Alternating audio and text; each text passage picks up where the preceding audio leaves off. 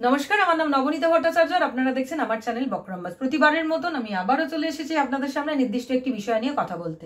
আজকে আমার সেগমেন্টের নাম হচ্ছে মিসলেনিয়াস, আর আজকে আমি যে বিষয়টা নিয়ে কথা বলবো সেটা হচ্ছে জনস্ফীতি। কোথায় না, কারাগারগুলিতে, ভারতবর্ষের কারাগারগুলিতে নাকি জনসংখ্যা ক্রমাগত বেড়ে চলেছে। দেখুন, এটা আমি বলছি না, এটা বলছি এনসিআরবি। আমি এনসিআরবির একটি পরিসংখ্যান, 2021 সালের একটি পরিসংখ্যান আমি আপনাদের সামনে তুলে ধরতে চাই। 2021-এর এই পরিসংখ্যান বলছে যে তথ্য অনুযায়ী প্রায় 77% বিচারাধীন বন্দী রয়েছে। তার মানে আন্ডার ট্রায়াল, মানে আটক করা হয়েছে কিন্তু বিচার শুরু হয়নি। সেই বন্দির সংখ্যা হচ্ছে 77%, মানে তাদের অভিযোগ প্রমাণও হয়নি, তারা অভিযুক্ত জানানোও হয়নি, তাদের জাস্ট আটক করে জেলে বন্দি করে রাখা হয়েছে। সেই সংখ্যাটা হচ্ছে 77%, মানে পপুলেশনের প্রায় 77%, কারাগারে পপুলেশনের প্রায় 77% বিচারাধীন বন্দি, মানে বিচার শুরু হয়নি। এবং যে 22%, তাদেরকে বলা হচ্ছে 22% দোষী সাব্যস্ত হয়েছে। আবার মজার কথা কি, এই যে 22% যতদিনে দোষী সাব্যস্ত হলো তার আগেই তারা 2 বছরের জেল খেটে ফেলেছে। এরকম নানা ধরনের তথ্য আমি পেলাম এবং মনে করলাম যে আপনাদের সঙ্গে যদি সেটা শেয়ার করা যায়, আশা করি আপনাদের এইটা ভালো লাগবে। বেশি ভালো লাগার কথা না, মানে ভারতবর্ষের নাগরিক হিসেবে আমাদের এই তথ্যগুলি জানাটা আমার মনে হয় জরুরি। কারণ যাদেরকে আটক করে রাখা হয়েছে তারাও ভারতবর্ষেরই নাগরিক, এবং এই প্রত্যেকটা মানুষ, আমরা এবং তারা প্রত্যেকেই কিন্তু হিউম্যান রাইটস এর আওতায় আসে। ধরুন কিছু মানুষ আছে যারা ধরুন অলরেডি জেল খেটে ফেলেছে, তাদের জেল খাটা হয়ে গেছে, তাদের ধরুন যা সময়সীমা ছিল শাস্তি, তারা জেল খেটে ফেলেছে, কিন্তু তারা জেল থেকে মুক্তি পায়নি। তার কারণ হচ্ছে যে তাদের যে জরিমানাটা ধার্য করা হয়েছে, তাদের জন্য যে জরিমানা ধার্য করা হয়েছে মুক্তির সময়, তারা সেটা দিতে পারেনি, ফলে তারাও জেলে আটকে রয়েছে।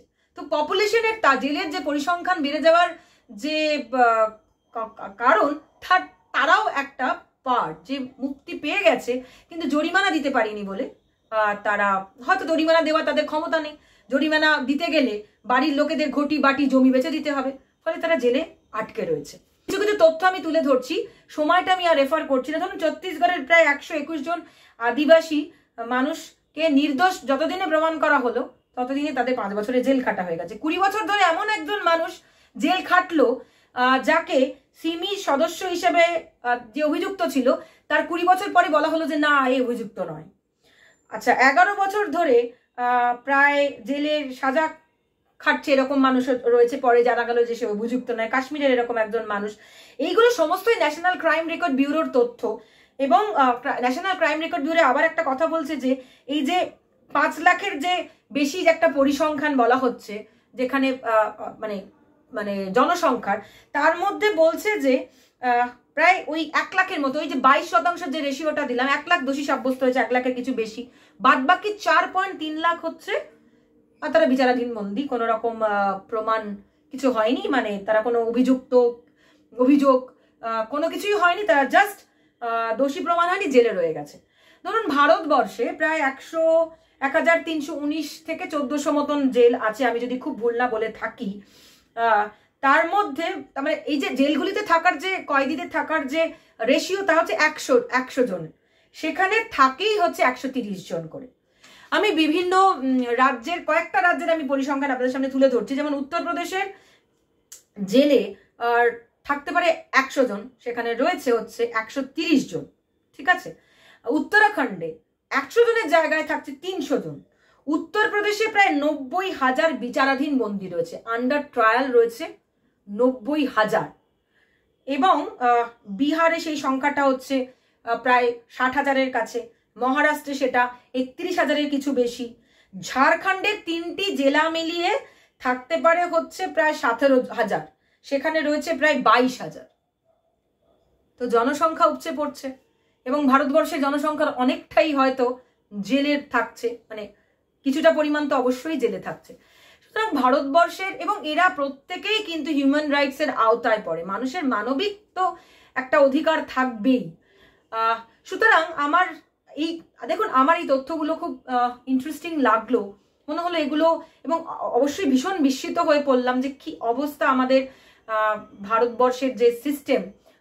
এবং দ্রৌপদী মুর্মু তার একটি বক্তৃতায় বলছিলেন যে এই যে এত সংখ্যক মানুষ যে থাকে জেলে, এই যে আমরা বলি না জেলে পচে মরবে, ঠিক বোধহয় এটা এই ক্ষেত্রেই ভারতবর্ষের জেলগুলির ক্ষেত্রে বোধহয় এটা প্রযোজ্য যে জেলে পচে মরবে। এবং দ্রৌপদী মুর্মু তার একটি ভাষণে বলছিলেন যে এই যারা রয়েছে জেলে বন্দী রয়েছে, বিচারাধীন বন্দী রয়েছে, তারা হয়তো জানেই না যে হিউম্যান রাইটস মৌলিক অধিকার কাকে বলে, ফান্ডামেন্টাল রাইটস কাকে বলে, সংবিধান কাকে বলে, মৌলিক কাজগুলি কি কি, তারা হয়তো এই সম্পর্কে কিছু জানেই না। তিনি আরো কিছু তথ্য তুলে ধরছিলেন যে আমাদের সময় আমরা জানতাম আমাদের গ্রামে যে আমাদের ভগবান হচ্ছে টিচার, ডাক্তার আর লয়ার। মানুষ কোথায় যাবে? সত্যি তো মানুষ কোথায় যাবে? মানুষ তো এই মানুষগুলোর কাছেই যাবে। সুতরাং এই যে এত বিচারাধীন বন্দী আটকে রয়েছে, যেটা যে কারাগারের যে মানুষের জনস্মৃতি, তার বেশিরভাগটাই হচ্ছে যে বিচারাধীন বন্দী, আন্ডার ট্রায়াল রয়ে গেছে বন্দীরা, মানে আটক হয়েছে কিন্তু বিচার শুরু হয়নি।